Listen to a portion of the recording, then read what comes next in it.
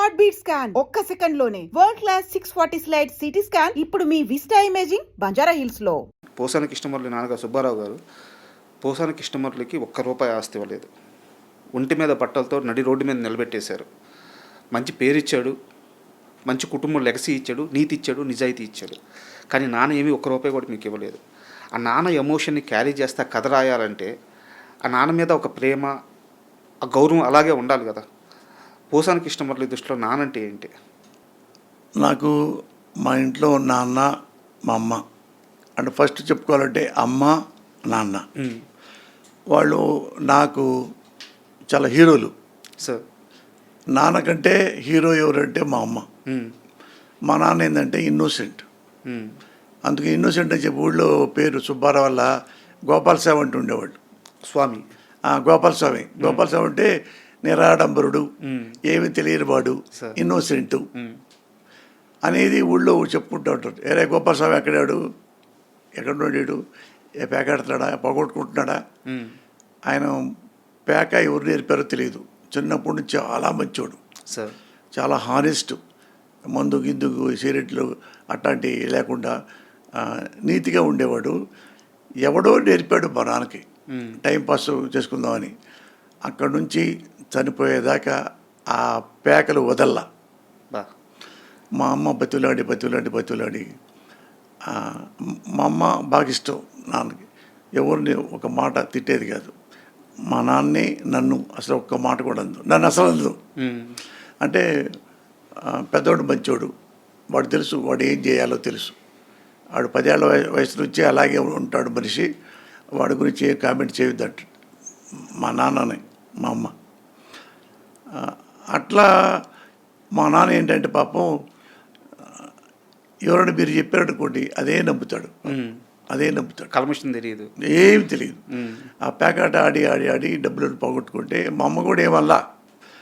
అంటే ఆ డబ్బులు లేక మా నాన్నయ్య తీసుకెళ్ళి విలేజ్లో గుంటూరు జిల్లాలో మోతాడక అనే గ్రామం ఉంది. అమరావతి రోడ్డు వెళ్ళి అమరావతి గుడి ఉంటుంది, అమరలింగేశ్వర స్వామి, ఆ దారిలో ఉంటుంది మోతాడక అని. అక్కడ మా మేనత్ ఉంటుంది, మా నాన్న చెల్లెలు, వాళ్ళ పిల్లలు లేరు. మా నాన్న ఏంటంటే ఆ ఊరు తీసుకెళ్ళాడు నన్ను. చిన్నోడిని నేను 7th క్లాస్ చదవాలి, డబ్బులు లేవు, ఫీజు కొట్టాలన్న. అది మా మేనత్త నన్ను చూసి నేను ఉంచుకుంటాను లేనా అన్నయ్య, చదివించుకుంటాను, నువ్వు వెళ్ళిపోవాలి అంటే. మా మేనత్త సంపూర్ణమ్మని, ఆమె చాలా ఉత్తమరాలు. అట్లా చదువుకోగలిగా. డాక్టరేటు ఎంఫిల్ అయిపోయింది, ఫస్ట్ క్లాస్లో పాస్ అయిన తర్వాత డాక్టరేటు ఇంకా 6 నెలల్లో అయిపోద్ది. అవుతూ అనగానే నన్ను ఎందుకో ఎవరో పిలిచి నన్ను రైటర్ చేశారు. చేసిన వారు ఎవరంటే the great Mohan Gandhi, director, కర్తవ్యం తీసిన ఆయన, జడ్జిమెంటు, పీపుల్స్ ఎన్కౌంటర్, మంచి మంచి సినిమాలు తీశారు ఆయన. నేను వద్దన్నా కానీ బలవంతంగా నన్ను రైటర్ చేశారు.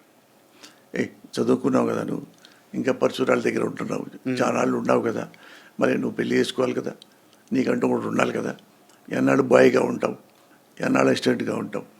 ఒక ఇన్ కేసు పరచు బిజినెస్ నుంచి దగ్గర బయటకు వచ్చినా, ఇన్ కేసు నువ్వు ఫెయిల్ అయినా వాళ్ళు రానివ్వరు అనుకుంటే నా దగ్గర ఉండు, లేదా పిఏపి సుబ్బారావు గారి దగ్గర నేను చెప్తా, ఇక్కడే ఆఫీసులో ఉండు, నేను పైకి వచ్చేదాకా నేను సాగుతా అన్నాడు మోహన్ గాంధీ.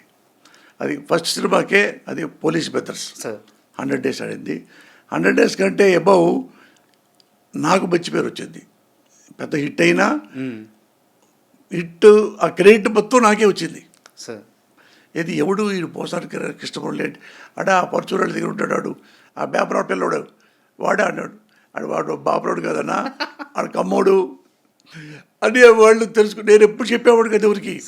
ఒకళ్ళైతే పాపం అతను రైటర్, బ్రాహ్మిన్స్ అతను, అంటే ఏమిరా పాపం ఈ కృష్ణమురళి పిల్లవాడు, బ్రాహ్మణ పిల్లవాడు, వాడు కిచెన్ తీసుకొస్తారేంటి, నాన్ వెజ్ తెప్పిస్తారేంటి ఆడితో పాపం ఆఫీసులో.